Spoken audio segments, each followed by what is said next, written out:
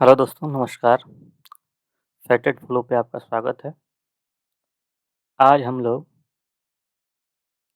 BPSC एईडीओ के लिए Khan sir द्वारा निकाला गया पुस्तक जिसमें कि 60 सेट हैं, उसमें से दूसरा सेट जो कि हिंदी और इंग्लिश के लिए है, जो कि आपका क्वालिफ़ाइंग सब्जेक्ट है, उसमें हम लोग दूसरा सेट करेंगे। 100 क्वेश्चन रहेगा इसमें और इसमें 70 क्वेश्चन हिंदी का और 30 क्वेश्चन इंग्लिश का होगा। ठीक है? Let's start this session. तो पहला क्वेश्चन है कि आप मियाँ मांगते द्वार खड़े दरवेश, इस लोकोक्ति का सही अर्थ क्या है? सॉरी, इस लोकोक्ति का सही अर्थ क्या है? तो इसका आंसर होगा किसी निर्धन के घर भिखारियों की भीड़ होना। जो खुद निर्धन है उसके घर जो है भिखारी का भीड़ आ जाए, उसे कहेंगे आप मियाँ मांगते द्वार खड़े दरवेश। ठीक है? क्वेश्चन नंबर 2 कहता है कमल मोती पानी में उत्पन्न होने वाला। कमल, मोती, पानी में उत्पन्न होने वाला, ये किस शब्द से के अनेकार्थी शब्द हैं? ये जो हैं आपके जलज के अनेकार्थी शब्द। अनेकार्थी शब्द वो होता है जिसका एक से अधिक अर्थ होता है। ठीक है? तो यह जलज के अनेकार्थी शब्द हैं, जो कि जल से उत्पन्न होने वाला जो है वो जलज कहलाता है। तो जल से उत्पन्न होने वाला क्या होता है? कमल, मोती सब जल में उत्पन्न होता है। इसका आंसर हमारा हो जाएगा जलज। निम्नलिखित में से कौन-सा शब्द जो है अथ का विलोम शब्द है? अथ का विलोम शब्द क्या है? तो अथ का विलोम शब्द है इति। क्या है? इति। ठीक है? ये अथ जो है, अथ और इति जो है संस्कृत का अवयव शब्द है और पारंपरिक रूप से एक दूसरे के विलोम के रूप में प्रयुक्त होता है। अथ का अर्थ जो है आरंभ या प्रारंभ होता है और इति का अर्थ जो होता है वो अंत होता है। ठीक है? ये प्रारंभ हो गया, ठीक है? और ये अंत हो गया। क्वेश्चन नंबर 4 कहता है कौन सा शब्द जो है उदार का विलोम शब्द है? उदार का विलोम शब्द क्या होगा?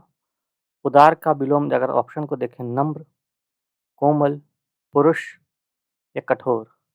तो उदार का विलोम शब्द हो सकता है कठोर ही एक सही ऑप्शन बचता है, क्योंकि उदार एक नम्र होता है। ठीक है? तो कोमल उसी का पर्यायवाची हो गया, नम्र भी उसी तरह होता है, जबकि पुरुष तो कुछ अलग ही हो गया। तो कठोर इस सवाल का आंसर हो जाएगा। ठीक है? क्वेश्चन नंबर 5 कहता है जंगम का विलोम शब्द क्या है? तो जंगम जो है इसका अर्थ होता है जो चल रहा है। जंगम का अर्थ होता है जो चल रहा है। ठीक है?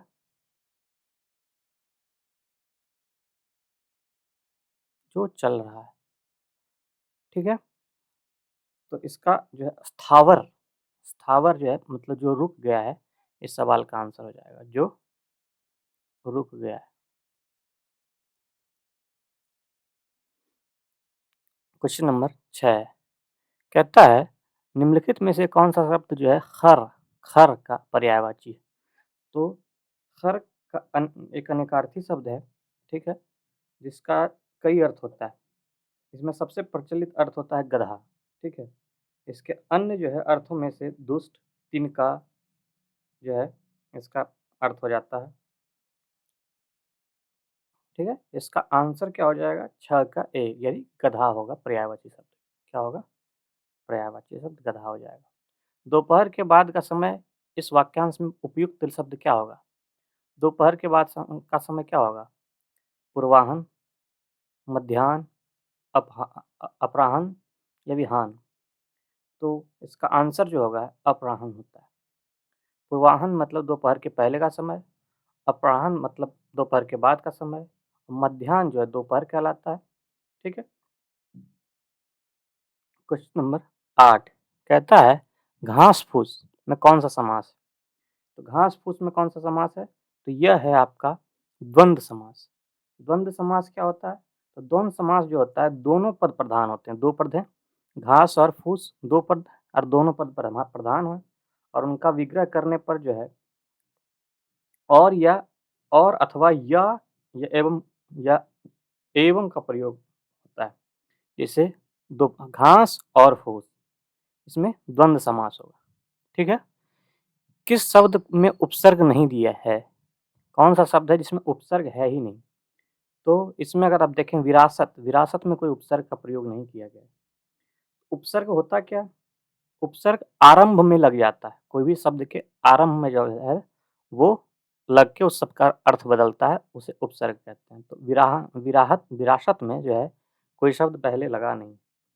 ठीक है?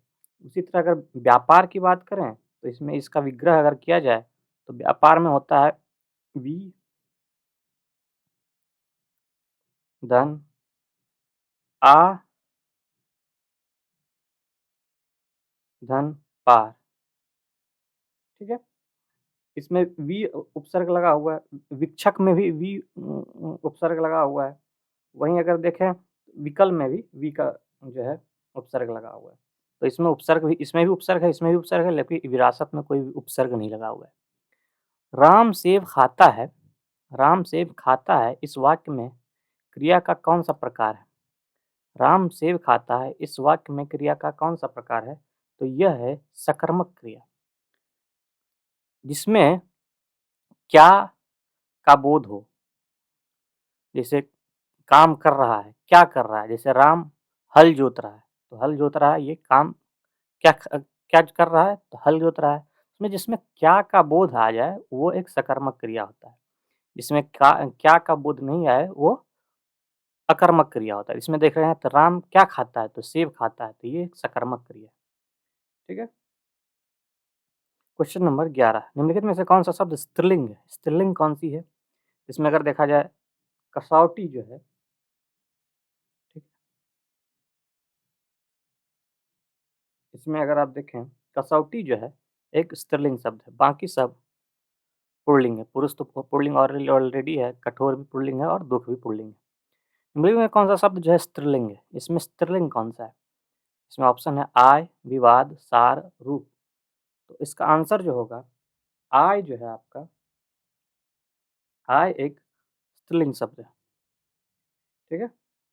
क्वेश्चन नंबर 13, निम्नलिखित में से कौन सा शब्द जो है सदैव एक वचन में प्रयोग होता है? इसमें हमेशा जो है एक वचन में ही होगा। ऑप्शन है सहायता, पुस्तक, लड़का या पौधा। तो इसमें अगर आप देखें सहायता एक भाववाचक है और भाववाचक होने के साथ-साथ ये एक एक वचन शब्द है। तो इसका आंसर हमारा सहायता हो जाएगा। ठीक है? सर्वनाम का भेद इनमें से कौन-सा नहीं है? सर्वनाम पहले आपको जानना होगा 6 प्रकार का होता है। कौन-कौन सा होता है? पुरुष, पुरुषवाचक, निश्चयवाचक, एक तो पुरुषवाचक, ठीक है? पुरुषवाचक, एक निश्चयवाचक, एक ये हो गया, दूसरा ये हो गया, तीसरा हो जाएगा आपका अनिश्चयवाचक, इसमें एक जोड़ के निश्चय जोड़ दीजिए, अनिश्चयवाचक। उसके बाद संबंधवाचक, एक ये हो गया, एक प्रश्नवाचक ये हो गया, एक निजवाचक ये हो गया, ठीक है? कहता है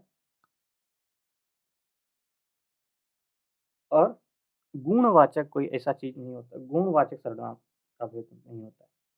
तो ऑप्शन इसका देखेंगे निश्चयवाचक जो है, अच्छा यहाँ हम लोग कहीं और पढ़ रहे हैं, सॉरी, कहीं और ऑप्शन में हम लोग टिक कर लिए। तो कौन-कौन सा बताया आपने? पुरुषवाचक, अनिश्चयवाचक, निजवाचक, प्रश्नवाचक, जबकि गुणवाचक कोई सर्वनाम नहीं होता। आंसर हमारा ये हो जाएगा। ठीक है? क्वेश्चन नंबर 15 कहता है वे आम के पेड़ हैं, आरक्षित शब्द का सर्वनाम कौन-सा है? तो एक निश्चयवाचक की बात हो रहा है। एक किसी खास चीज़ की बात हो रही है, किसी खास पेड़ की बात हो रही है, तो वो एक निश्चयवाचक है। ठीक है? कहता है निम्न में से सर्वनाम शब्द कौन-सा है? सर्वनाम। अगर देखें रोग, कौन, नींद, सफाई, ये सब कौन के अलावा सब जो है एक सर्वनाम है। कौन एक सर्वनाम है, बाकी सब संज्ञा है। ठीक है? Question number 17। 17 कहता है कि शिक्षक संज्ञा का कौन-सा प्रकार है? शिक्षक क्या है? शिक्षक एक जातिवाचक है, ठीक है? क्वेश्चन है, निम्न में से कौन-सा तत्सम शब्द है? तत्सम शब्द कौन-सा है? तो तत्सम शब्द होता क्या है? तो तत्सम वो शब्द होता है जो संस्कृत से सीधे हिंदी में लाया गया, कोई परिवर्तन नहीं किया गया। तो इसमें देखा जाए केतकी, केतकी जो है तत्सम शब्द है, ठीक है? जो एक पुरुष का नाम होता है, ठीक है? इसका तद्भव रूप जो होता है केवड़ा होता है, ठीक है?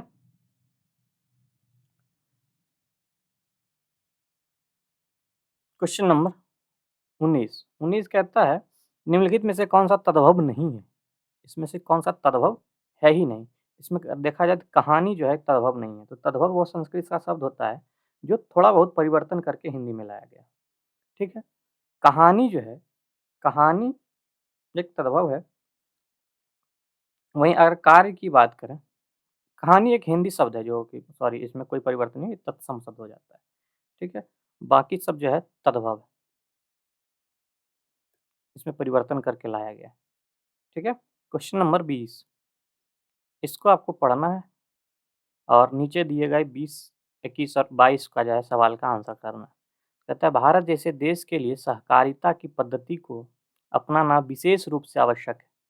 इसका कारण यह है कि भारत के छोटे किसानों, व्यापारियों की संख्या ही अधिक है। सहकारिता के आधार पर संगठन किया जा सकता है। सहकारिता के सिद्धांत को इन विशेषताओं को दृष्टि में रखकर ही हमारी पंचवर्षीय योजना की में सहकारिता को बहुत डैश डैश डैश इसको आपको पूरा करना है, इसका आंसर करना है। योजना आयोग के अनुसार सहकारिता का आधिकारिक उपयोग किया जाना चाहिए। कहाँ यूज़ किया जाना चाहिए? तो इसका जो है आंसर होगा अर्थव्यवस्था के विभिन्न क्षेत्रों में इसका प्रयोग किया जाना चाहिए। ठीक है? क्वेश्चन नंबर 21 कहता है सहकारिता का प्रमुख उद्देश्य क्या है? तो सहकारिता का प्रमुख उद्देश्य जो है, आप अगर देखें ऑप्शन, तो कहता है पंचवर्षीय योजना में सफल करना, ऐसा जो कोई ज़रूरी नहीं है।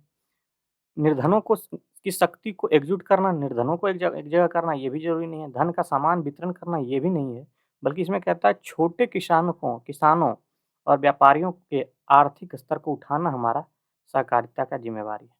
इसका प्रमुख उद्देश्य क्या है? छोटे कृषकों और व्यापारियों को आर्थिक रूप से आर्थिक स्तर को उठाना है। क्वेश्चन नंबर 22 कहता है सहकारिता जो है निर्धन किसानों का उद्धार कर सकती है। कैसे कर सकती है? तो उन्हें एक सूत्र में पिरोकर उनका आर्थिक स्तर को विकसित किया जा सकता है। सहकारिता जो है के तहत एक सूत्र में उन्हें पिरोकर किसानों को और निर्धनों को उनका आर्थिक स्तर विकसित करना होता है। Question number 23। 23 कहता है कि मिश्रित तथा संयुक्त वाक्यों में विरोध का भाव प्रकट करने के लिए किस विराम चिन्ह का प्रयोग किया जाता है? कौन सा विराम चिन्ह का प्रयोग किया जाता है? जब मिश्रित और संयुक्त वाक्यों में जो है विरोध का प्रकट हो, जब एक दूसरे के विरोधी हो शब्द वाक्य में, तो इसमें अगर आप देखें अर्धविराम दिया जाता है। तो अर्धविराम क्या होता है? अर्धविराम ये होता है, इस चीज़ का प्रयोग किया जाता है, ठीक है? जब जो है विरोधाभास या विपरीत अर्थ का भाव प्रकट करना हो तो हम अर्धविराम का प्रयोग करते हैं, ठीक है?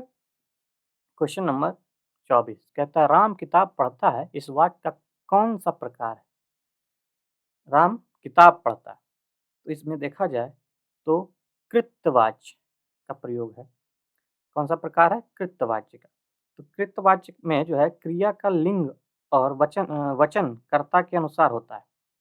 वचन जो है कर्ता के अनुसार होता है, ठीक है? इस वाक्य में जो है क्रिया पढ़ता है और एक वचन में पुल्लिंग है, जो कर्ता राम के अनुसार है, ठीक है? राम क्या है? एक वचन है। किताब पढ़ता है, तो ये भी एक वचन है। तो इस तरह से राम किताब पढ़ता है, कृतवाच्य। कहता है निम्नलिखित में से किस वाक्य में कर्मवाच्य नहीं है? उसने खाना नहीं खाया, छात्र द्वारा पुस्तक पढ़ी गई, दोषी व्यक्ति द्वारा क्षमा याचना की गई, बालक खिलखिलाकर हँस रहा था। तो इसमें अगर देखा जाए बालक खिलखिलाकर हँस रहा था, ये कर्मवाच्य नहीं है उसका, ठीक है? कर्मवाच्य में जो है क्रिया के कर्म के अनुसार जो होता है, क्रिया के कर्म के अनुसार और कर्ता के साथ द्वारा या से प्रयोग होता है। ठीक है, यहाँ देखिए द्वारा का प्रयोग हो जा रहा है, छात्र द्वारा, यहाँ भी द्वारा है, यहाँ खाना खाया गया, यहाँ भी अगर देखें जो से का जो है उससे खाना नहीं खाया गया। तो इसमें जो है से या द्वारा का प्रयोग होता है क्रमवाचक दर्शाने के लिए। इसमें कोई से या द्वारा का प्रयोग नहीं किया गया, इसलिए यह आंसर हमारा हो सकता है। आंसर क्या होगा? डी, बालक खिलखिलाकर हँस रहा था। ये इसमें जो है कर्मवाच्य नहीं है। इनमें से कौन-सी बोली राजस्थानी की बोली नहीं है? आप अगर देखें राजस्थान की बोली नहीं है, तो मारवाड़ी, मालवी, मेवाती, ऑप्शन है बुंदेली। ये मारवाड़ी, मालवी और मेवाती तीनों राजस्थानी है, जबकि बुंदेली जो है एमपी और यूपी का वो बोली है। ठीक है? एमपी और यूपी की बोली है बुंदेली। 27 कहता है तरल का विलोम क्या होता है? तो तरल कैसा होगा? तरल सरल होगा, कोमल होगा, नम्र होगा, जबकि इसका विलोम जो है कठोर हो जाता है। ठीक है? ठीक है?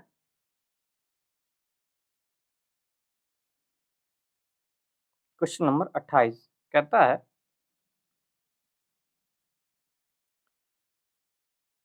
पूर्वी हिंदी का विकास इनमें से किस अपभ्रंश से हुआ है? तो पूर्वी हिंदी का विकास जो है इसमें से जो है ऑप्शन जो है अगर आप देखें तो अर्धमगधी के आधार पर हुआ है। ठीक है? अर्धमगधी से अपभ्रंश से हुआ है। हिंदुस्तानी भाषा का रूप क्या है? हिंदुस्तानी रूप भाषा का रूप जो है, भाषा की शैली अगर देखें हिंदी और उर्दू रहा है। हिंदी और उर्दू का मिश्रित भाव रहा है। ठीक है? कहता है प्रेमचंद्र के अपूर्ण उपन्यास का कौन-सा है? प्रेमचंद्र द्वारा लिखा हुआ अपूर्ण जो है उपन्यास जो है मंगलसूत्र है। क्योंकि ये अंतिम समय में वो लिख रहे थे और ये लिखते-लिखते इनकी तबीयत खराब हो और बीमार पड़े और वो उनका निधन हो गया। तो इसको बाद में उनके पुत्र जो हैं, उनके पुत्र ने इसको पूरा किया, जिनका नाम अमृत राय था। उन्होंने इस उपन्यास को पूरा किया था। कहता है गुलेरी जी द्वारा संपादित पत्र कौन-सा है? तो गुलेरी जी का पूरा नाम क्या था? चंद्रधर शर्मा गुलेरी। कौन थे? चंद्रधर शर्मा गुलेरी। चंद्रधर शर्मा गुलेरी जो उसने कहा था जैसी कालजयी कहानी के लिए प्रसिद्ध हैं। ठीक है? इसमें अगर आप देखें गुलेरी द्वारा संपादित कौन-सा था तो ये था आपका समालोचक इन्होंने संपादित किया था। हिंदी साहित्य का आदिकाल के लेखक कौन है? आदिकाल के लेखक इसमें जो हैं हो जाएँगे हजारी प्रसाद द्विवेदी। ठीक है? कौन से हो जाएँगे? हजारी प्रसाद द्विवेदी। कहता है वात्सल्य रस का सम्राट किस कवि को कहा जाता है? वात्सल्य रस।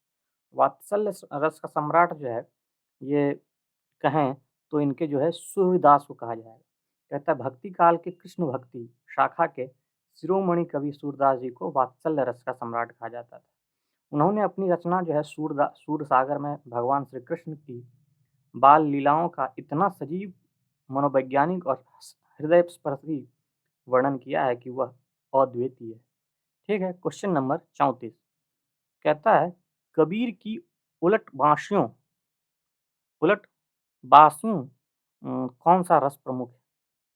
इसमें अगर आप देखें तो ये है अद्भुत रस। कौन-सा है? अद्भुत रस।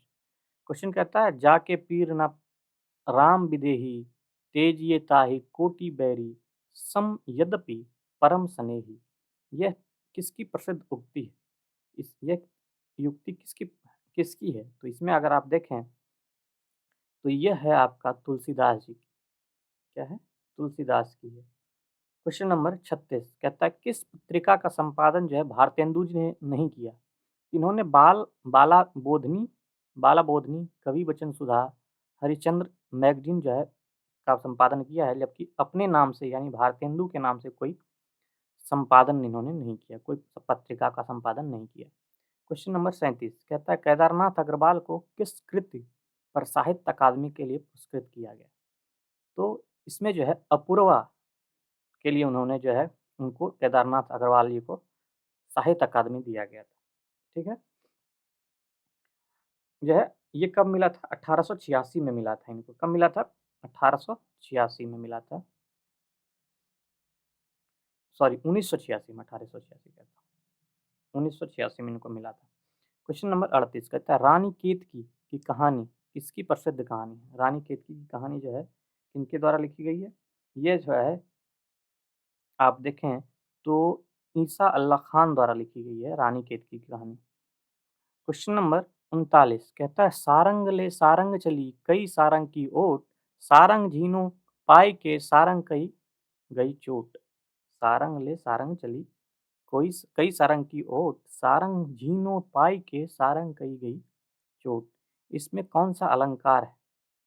तो आप अगर देखें, अगर एक ही शब्द जो है एक से अधिक बार और अलग-अलग अर्थ में उसका प्रयोग किया जाए, जैसे कि सारंग का जो है कई बार यूज़ किया गया है, लेकिन सारंग का अलग-अलग रूप में उसका अर्थ के साथ यूज़ किया गया है।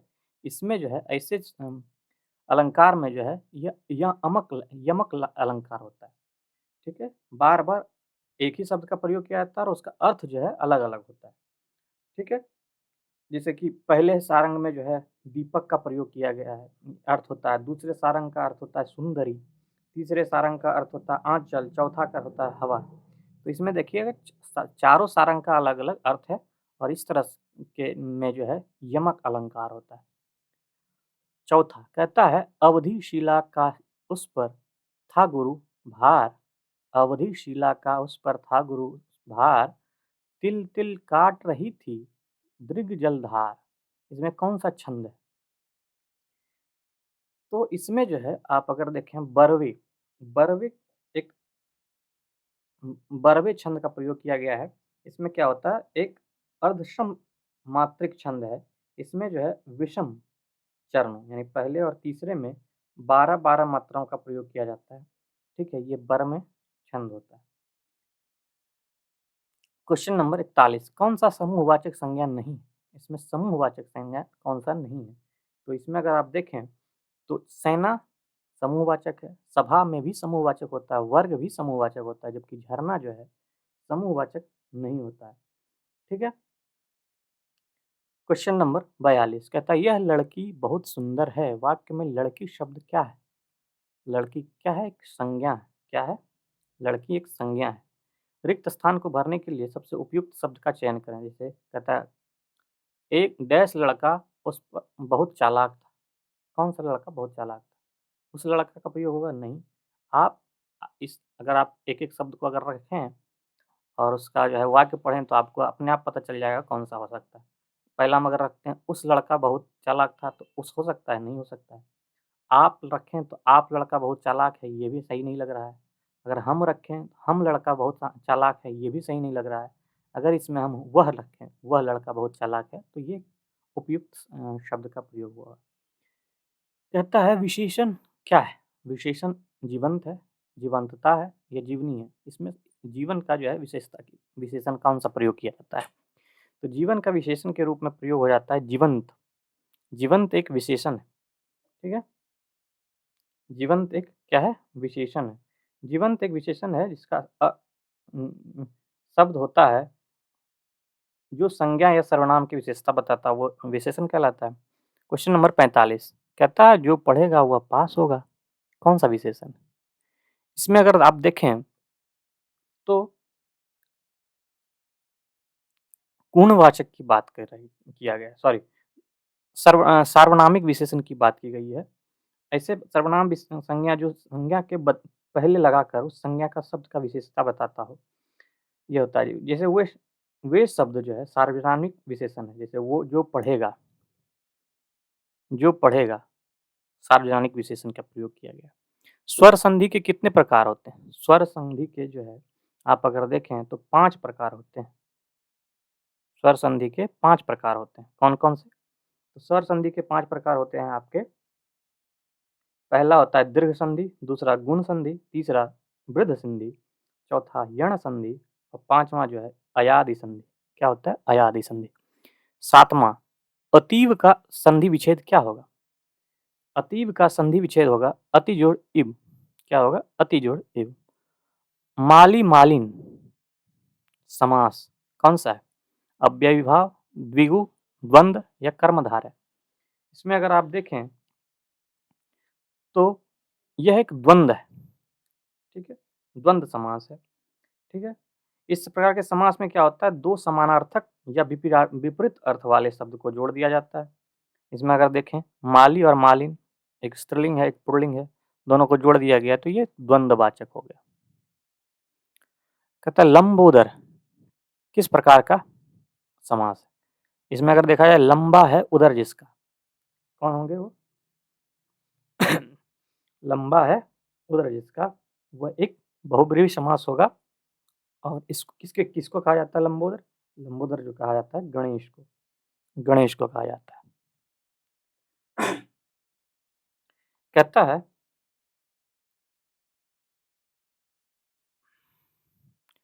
निम्नलिखित वाक्यांशों के लिए दिए गए विकल्प में से शब्द चुनिए।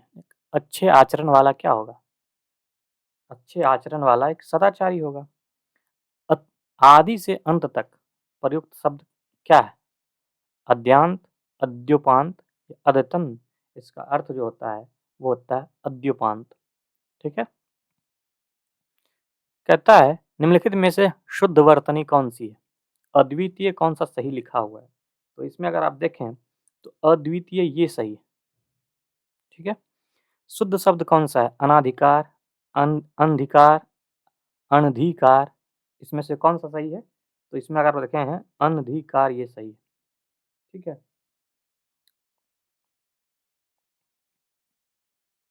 अनाधिकार मुझे ये सही लग रहा है इसे, अनाधिकार ये नहीं होगा। क्वेश्चन नंबर 54 कहता है अशुद्ध वाक्य हैं कौन से? आज दिन सबसे अच्छा है, मैं प्रातः काल के समय घूमने जाता हूँ, तुम्हें इतनी देर क्यों हुई? उपयुक्त में से एक से अधिक। तो इसमें अगर आप देखें मैं प्रातः काल के समय घूमने जाता हूँ ये शुद्ध है। क्वेश्चन नंबर 55 निम्नलिखित में से कौन सा शब्द वाक्य जो है शुद्ध है? तो इसमें अगर आप देखें आपके एक एक वाक्य तुले हुए हैं, ये एक शुद्ध वाक्य। पारितोषिक, पारितोषिक किस शब्द का पर्यायवाची है? पारितोषिक किस शब्द का पर्यायवाची है? तो ये है आपका तरी-तरणी, सॉरी तरी-तरणी कह रहा हूँ, कहाँ पढ़ रहा हूँ? इनाम। पारितोषिक मतलब इनाम होता है। इनाम, परिणाम, किसी को आप जो है बख्शीश दे रहे हैं, मेहनताना दे रहे हैं, वो एक पारितोषिक होता है, इसका मतलब इनाम भी होता है, इसका आंसर होगा इनाम। पर्याय की दृष्टि से कौन-सा युग्म सही नहीं है? पर्याय की दृष्टि से कौन-सा युग्म सही नहीं है? तो अनिल और तुषार जो है, ये पर्यायवाची एक-दूसरे के नहीं हैं, ठीक है? क्योंकि पर्यायवाची के रूप में अनिल का मतलब होता है हवा, अनिल हवा होता है और वहीं तुषार की बात करें तो ठंड होता है, तो ये एक-दूसरे का अलग-अलग अर्थ होता है, जबकि तरी और तरनी एक है, उपल और अश्म भी एक है, तो इसका आंसर क्या हो जाएगा? सी। वृद्धि के का विलोम क्या है? वृद्धि जो होता है उसका विलोम जो होगा क्षय होता है। क्वेश्चन नंबर 59 कहता है किस विकल्प में विलोम शब्द का सुमेलित नहीं है? उन्नति, अवनति, उन्मुख, सम्मुख, इति, अत, आविर्भाव का तिरोभाव। तो इसका आंसर जो है उन्मुख का सम्मुख नहीं होगा, उन्मुख का सम्मुख नहीं होगा, उन्मुख का विमुख होता तो ये सही होता। क्वेश्चन नंबर 60 कहता है मुहावरे का सही अर्थ जो है विकल्पों में से चुनिए। मुहावरे का सही अर्थ विकल्प में से चुनिए। कहता है फूले ना समाना, इसका मतलब क्या होगा? यह अत्यंत प्रसन्न होता है। बीती बातों को याद दिलाना, कौन सा मुहावरे का अर्थ होगा?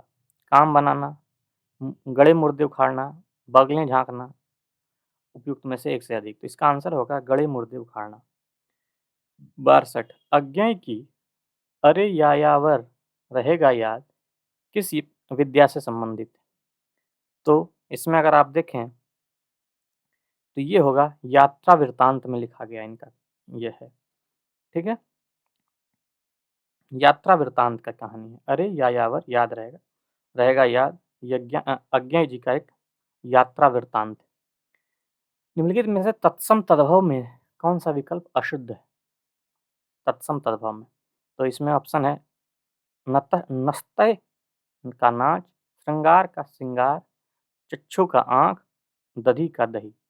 तो इसका आंसर है सी, चक्षु का आँख नहीं होता है। चक्षु का आँख नहीं होता है, चक्षु का तद्भव होता है चक, चक होता है। ठीक है,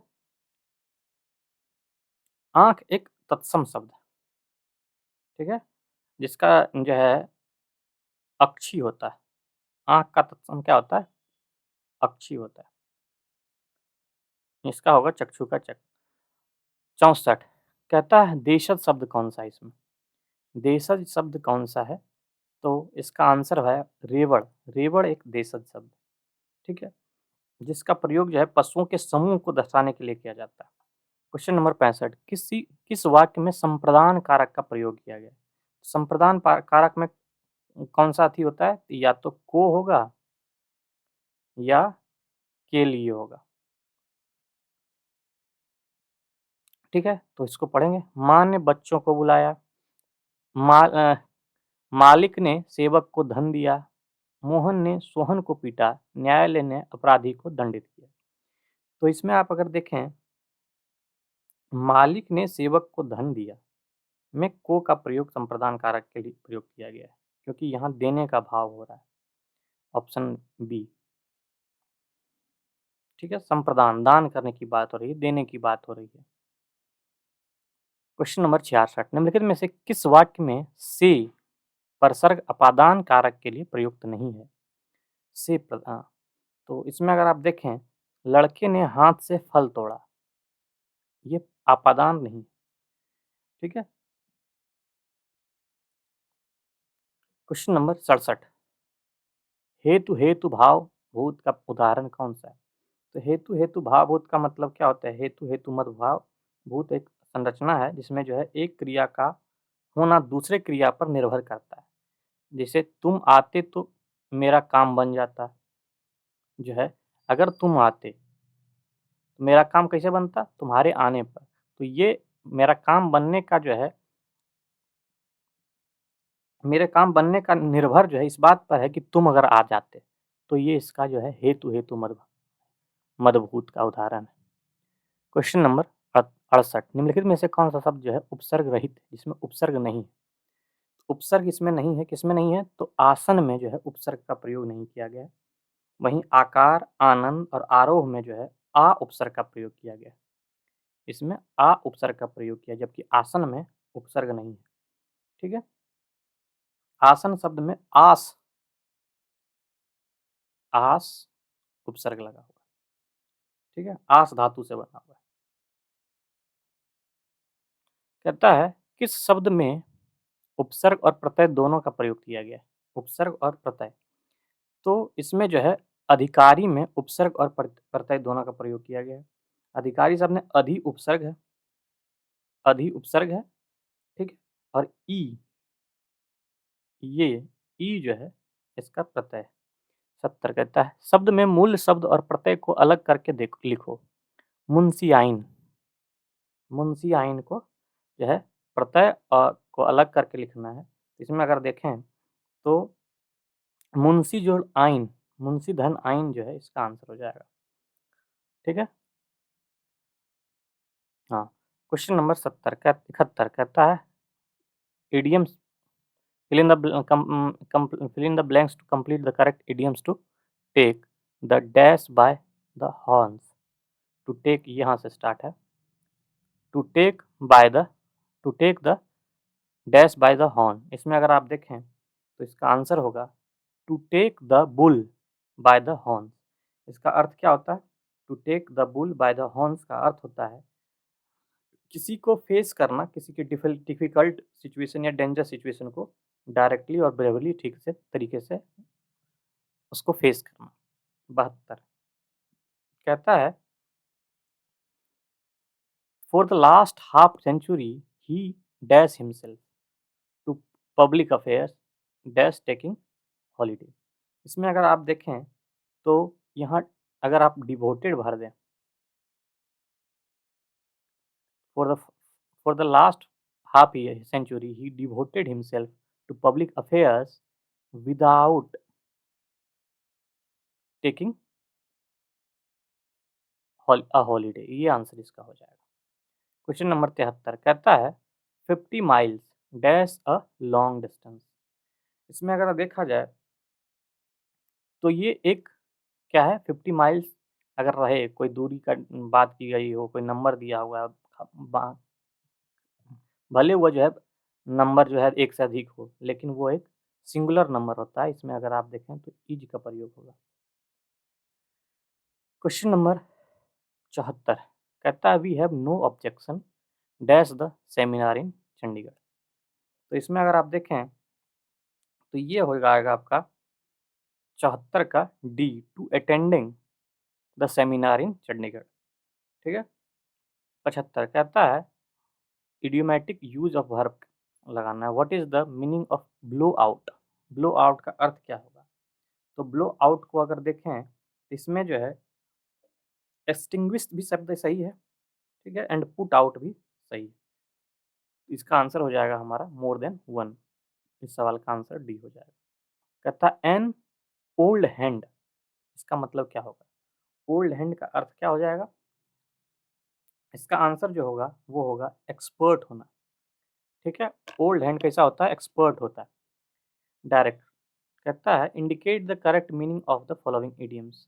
to leave no stone unturned, to leave no stone unturned, इसका आंसर क्या हो जाएगा? तो इसका आंसर जो होगा टू ट्राई वंस और अटमोस्ट, मतलब एक बार बहुत अच्छी सारी अपनी जो है कैपेसिटी लगा देना, इसका मतलब हो जाएगा एवरी पॉसिबल एफर्ट जो है वो लगाया है। Question number 78 you have stirred a hornet's nest. A hornet's nest का अर्थ क्या होगा? इसमें क्या लग सकता है? तो इसमें अगर आप देखें ये हॉर्नेट नेस्ट का मतलब होता है डेंजरस प्लेस होता है ये। To have stirred a dangerous place. Question number 79 resulting in death, इसका क्या हो सकता है? फैटल भी होता है, ठीक है, फैटल भी होता है और मॉर्टल भी होता है। दोनों डेंजरस होता है, मारने योग्य होता है। रिजल्टिंग इन डेथ की बात हो रहा है, मॉर्टल और फैटल, तो इसका आंसर हो जाएगा डी। कहता है one who treats skin disease, skin disease को ट्रीट करने वाला क्या होगा? स्किन डिजीज को ठीक करने वाला क्या होगा? वो डर्मेटोलॉजिस्ट होगा। क्या होगा? डर्मेटोलॉजिस्ट। कहता है प्राउड का जो है एंटोनिम्स क्या होगा? प्राउड इस पे होता है वो क्या होता है? उसका एंटोनिम्स क्या होगा? उसका एंटोनिम्स होगा आपका, इसमें अगर देखिएगा तो डी होगा इसका आंसर। वह एक हम्बल मीक होता है, ठीक है, हम्बल होता है, मीक होता है, अशेम्ड होता है, प्राउड का, तीनों होगा। तो आंसर हमारा मोर देन वन हो जाएगा। डिसीव, DECEIVE है। डिसीव का जो है एप्रोप्रिएट एंटोनिम्स क्या होगा? डिसीव का एंटोनिम्स बिट्रे तो थी भी हो जाएगा, इसका सिनोनिम्स हो जाएगा। डिसीव करना उसका हो जाएगा आंसर सपोर्ट करना। डिसीव का एंटोनिम सपोर्ट करना। वेव, WAIVE, वेव, वेव का जो है आपको बताना है क्लोजेस्ट मीनिंग, मतलब सिनोनिम्स। वेव का सिनोनिम्स क्या होगा 83 का? तो इसका आंसर होगा गिव होना, गिव अप करना। 84 कहता है कि इसमें जो है if one aids and abets a criminal he is also considered a culpable. तो इसमें अगर देखें तो इसका आंसर हो जाएगा ब्लेम वर्दी, इसका आंसर हो जाएगा, ठीक है। इनडायरेक्ट स्पीच बताना है। He said I will be in Persia Paris on Monday. He said, will का किस में चेंज हो जाएगा? विल जो है आपका वुड में चेंज हो जाएगा। यहाँ सेल को सेल ही रहने दिया, यहाँ शुड कर दिया, जबकि यहाँ वुड में चेंज होगा। He said he would be in Paris on Monday. इसमें कहता है passive voice quinine taste better bitter. तो इसका आंसर क्या हो जाएगा? तो इसमें अगर आप देखें quinine is bitter when it tasted, ये इसका पैसिव हो जाएगा।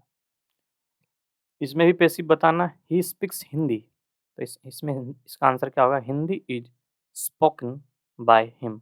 आंसर इसका क्या हो जाएगा? 87 का सी।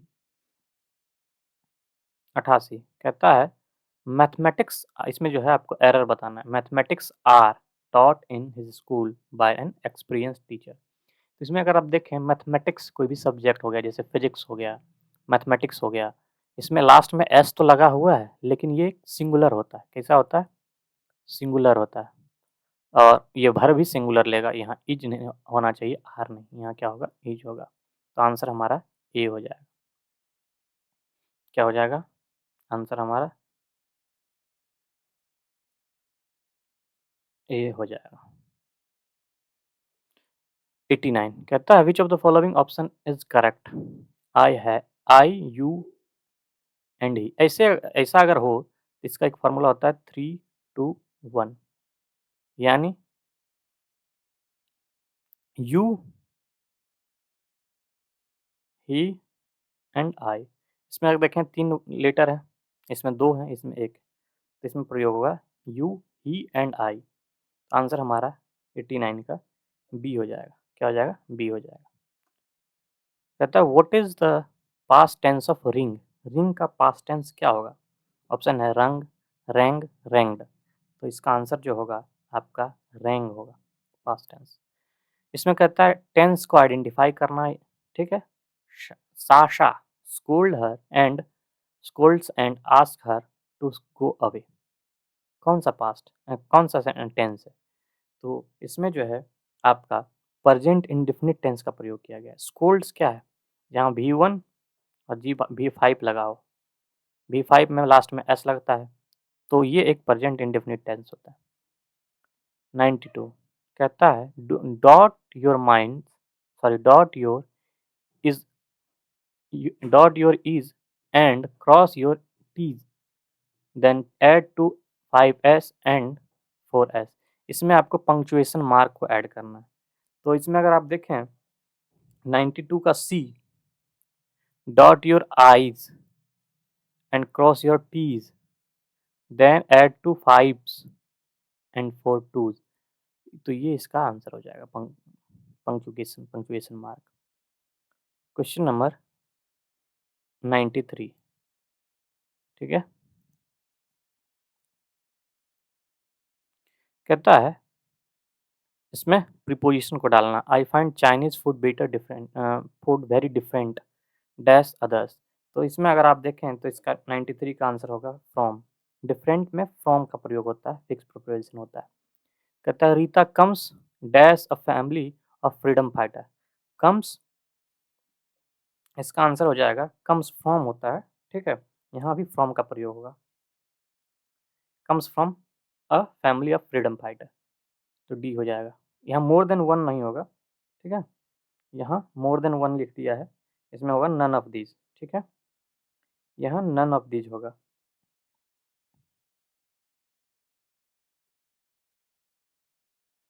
ठीक है। क्वेश्चन नंबर 95 कहता है best fill in the blanks करना है ऑब्जर्वेशन के अनुसार। C throw the letter dash on fire, तो थ्रो इनटू का प्रयोग होगा, ठीक है। C throw the letter into the fire. Question number 96 what is the past tense of slip? Slip का पास्ट टेंस क्या होगा? स्लिप का पास्ट टेंस जो होगा स्लेप्ट होगा। सॉरी, कहता है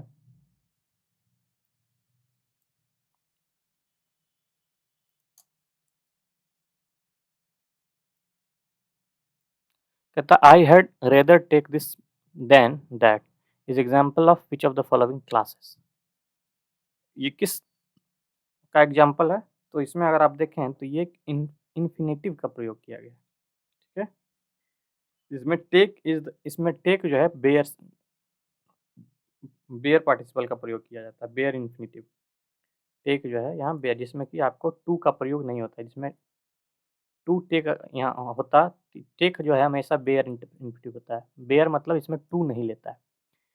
बाकी इन्फिनेटिव में जो है टू प्लस V1 का प्रयोग होता है। जहाँ यहाँ V1 तो है, टेक में V1 नहीं लेता है, इसलिए बेयर इन्फिनेटिव का प्रयोग होता है। Sound of all is called as, owl जो है कैसा साउंड करता है? तो आउल जो है ये हूटिंग करता है। 99 आई लेफ्ट दैट हाउस। इसमें जो अंडरलाइन्ड वर्ड है दैट, ये कैसा है? इंग्लिश ग्रामर में इसको क्या कहते हैं? इसको कहते हैं आप इसको कहते हैं आप डिमॉन्स्ट्रेटिव एडजेक्टिव। ये प्रोनाउन नहीं, एडजेक्टिव है, ठीक है? दैट एक एडजेक्टिव है, ये प्रोनाउन नहीं है, तो डिमॉन्स्ट्रेटिव एडजेक्टिव होगा, आंसर हो जाएगा डी। कहता है स्पेल्ट रॉन्ग, मतलब करेक्टली स्पेल्ट कौन-सा है? तो इसमें अगर आप देखें ऑल्टरेशन, मिलावट, ऑल्टरेशन इसका सही आंसर हो जाएगा। इस तरह से आज का ये सेशन समाप्त हुआ। आई होप ये सेशन आपको अच्छा लगा होगा और आप इसे लाइक करेंगे और अपने दोस्तों को भी शेयर करेंगे। Thank you.